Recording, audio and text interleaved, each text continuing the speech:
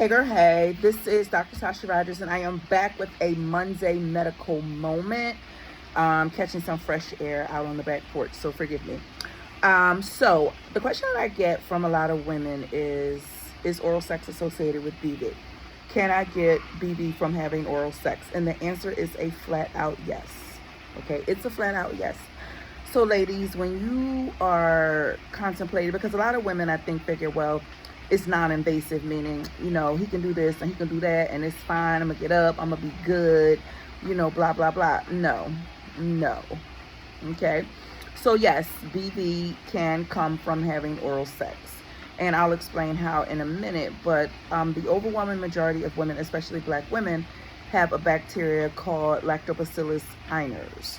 And Lactobacillus iners puts you at increased risk, or makes you susceptible for BV. Now y'all know BV is my jam, the recurrent, the won't go away, the nobody can fix it. Girl, I got you. BV is the girl, okay, that I'm fixing on the regular basis. But yes, oral sex can be a thing. Why? And that is because there is a bacteria in the mouth called Fusobacterium. It's a long word, but essentially with Fusobacterium, that can kind of like upregulate through this mechanism, that mechanism, but it upregulates Gardnerella, which is the most common type of BV. Because if you know me, you know that there are 7 different types of vaginitis, right? And all of them can come from different things, but with the 7 different types of vaginitis, the Fusobacterium, which is the bacteria in the mouth, can absolutely upregulate Gardnerella. Now, what do we do about that? And how can we fix that? Well, first and foremost, y'all need to be paying attention to these men y'all are having sex with, honey, or just having go down on y'all, however you want to call it. Yeah, they need to be clean. They need to be clean. So, and when I go to the dentist on the regular basis, some people don't have insurance. That's cute. Brush your teeth with toothpaste, okay? And get in there with a little vinegar and baking soda as well to get the tartar up off of there. Mouthwash is good. I'm not advocating for any particular kind. I don't know. I don't care. But Listerine, that get at you, okay? So, gargle with that a couple of times. I don't know what they got in these damn Altoids. That is liquid lye. That is liquid acid. If you got one shred of any bacteria in that damn mouth, them Altoids is going to tear. Baby, get you some Altoids. Do something. Make sure if the person who you are going to have oral sex with, dental stuff, if they have cavities, if their breath always stank, which could be some actual physical, like, medical condition. So we talked about that before. But even if they have veneers, are they going to the dentist? Do they have gum disease? Are they brushing on a regular basis? Because some people get veneers over rotten teeth.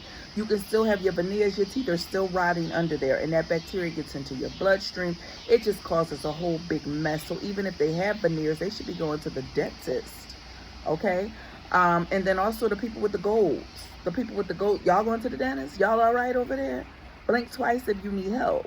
Because at the end of the day, yeah, dental hygiene is very important. And not only does dental hygiene have issues with vaginitis, it is also going to cause like heart disease, diabetes, and just anything you can think of. Like, having poor dentation is going to worsen everything. Like, and if you are a diabetic, you do not want to have bad teeth. Like, you just do not want to do it. So it is very important that you guys know, like, who you are allowing to do what. And you say, well, okay, well, what if I don't know this and I still want to do it?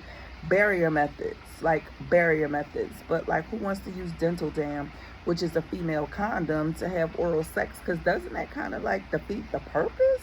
But at the end of the day, honey, if that's the only thing that's going to prevent you from getting the ooh-wee, then you might, do what you need to do so that you don't get the ooh-wee. So I need you guys to be understanding, and then you know how I am about vaginitis, y'all, how about treatment, the 7 types, the Metrogel and the metronidazole and the stuff that y'all sprinkle on pudding. You know that does not work. It does not kill all 7 types of vaginitis. You know how particular I am about it. Hygiene issues, Let's go over it again for the people in the back who don't believe me or who don't remember. Never shampoo your hair in the shower. Never use liquid soap of any kind. No perfume soap, no deodorant soap, no Summer's Eve, no Vagisil, no honey pot, no baby wipes. We don't use baby wipes. We use water wipes. Say it with me.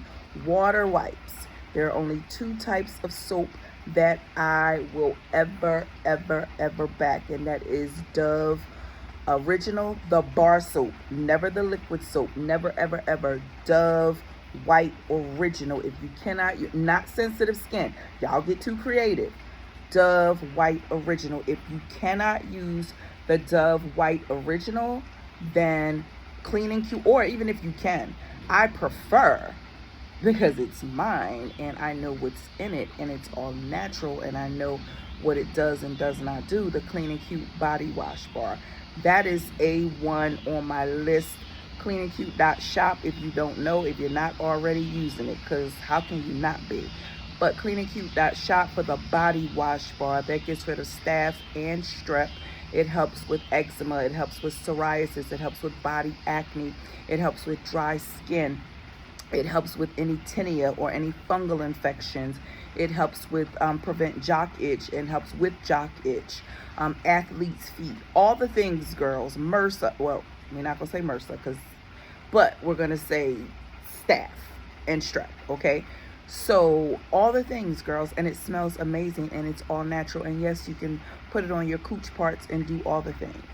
But if it's something you can't afford, then Dove White Bar Soap is fine. If Dove White Bar Soap is something you cannot use, run on over and get you some Clean and Cute. Run on over and get you the body wash bar. But the hygiene is very important. And again, when we talk about sex and vaginitis, it's not about another woman, because vaginitis is not from person to person, okay? That will make it sexually transmitted. And it's not. But again, their semen is just as important and delicate as their saliva, okay? And so we have to pay attention to the things they eat, what they're putting in their body, what supplements they're taking, what they're drinking, what they're not drinking, because this water is a big thing. And at the end of the day, you know, a lot of these males are suffering with low testosterone, high estrogen, a lot of issues with respect to their diet.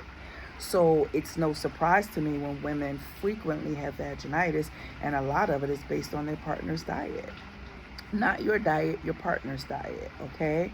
So, you know, it's like, I get that women run to the gynecologist. They want to take care of their vaginitis. They want to make sure that, you know, they're okay and they're doing their part. But you can't have good vaginal health if my man 50 grand is not healthy in and of himself.